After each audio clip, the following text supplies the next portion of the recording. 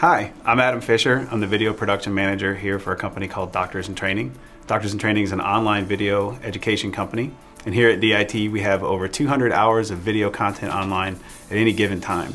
And of that, we typically swap out or create an additional 175 to 180 hours every year. So because of the high demands of storage that we have for that much content, we needed something that could be reliable and that would allow us to work directly off of it in a networked multi-editor environment, and also be large enough to store all of our Final Cut project files, the raw files, and as well as our exported final files. And for us, SmallTree's rack storage array was the best solution for our budget. We set up a SmallTree Granite Store RM16-2 video storage array that contains 15 2 terabyte hard drives that are put together in a RAID 6 configuration with one hot spare. When it's all said and done, that basically gives us about 25 terabytes of usable storage. On top of that, we went ahead and put in the SmallTree Gigabit Layer 2 switch, and that then runs 1 gigabyte lines to 7 12-core Mac Pros, which all also have the Gigabit SmallTree Ethernet card. So we could network everything and have a fast enough speed that we could work directly off the RAID and store everything onto that RAID array and not have to move anything over to our desktops.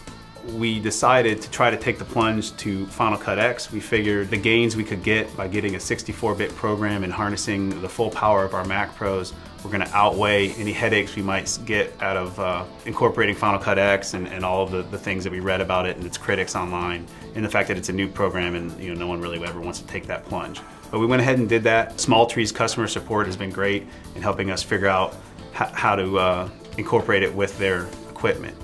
We did find out right away that there were going to be some snags that did not read the video storage array just like Final Cut 7 did. So we went ahead and made a phone call to our sales rep, who then put us in touch with the SmallTree technical support and their engineers. And they, because it being a fairly new program, they also were working through solutions and to try to see what would work, make sure that everything would have a good workflow. They were able to help us and put us and steered us in the direction of some of the blogs of their other customers who were also experiencing some of these problems, and showed us some of the solutions they were going with. And that's where we came across the sparse disk image workflow that ended up being a huge part of how we integrated SmallTree's video storage array with Final Cut X.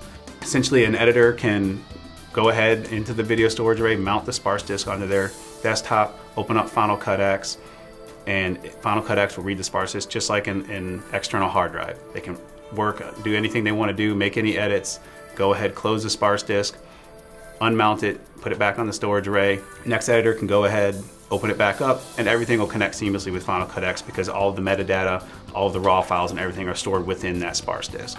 Another bonus that came out of using the sparse disk workflow, Lion will not allow you to mount a sparse disk in more than one network computer. So if one editor has that sparse disk mounted and opened and is working on it, another editor tries to make changes, it won't let them do it. So it's just a little bit of extra security that we get added on there to make sure that nobody is duplicating someone's efforts or working on a project at the same time. Throughout this whole process, SmallTree's customer and tech support has been fantastic. They've been available anytime we've called them. Our sales rep gave us his personal cell phone number, which I wouldn't personally do, but he was nice enough to do that, and we try not to bother him too much, but it was really nice to know that there was always someone at the other end that was willing to take our calls. So again, SmallTree, we really appreciate everything you've done for us. You're a vital part of our video and storage infrastructure here at Doctors in Training, and as we expand our course content and our online content, we will definitely be expanding it with SmallTree's help and SmallTree's storage solutions. So thanks again.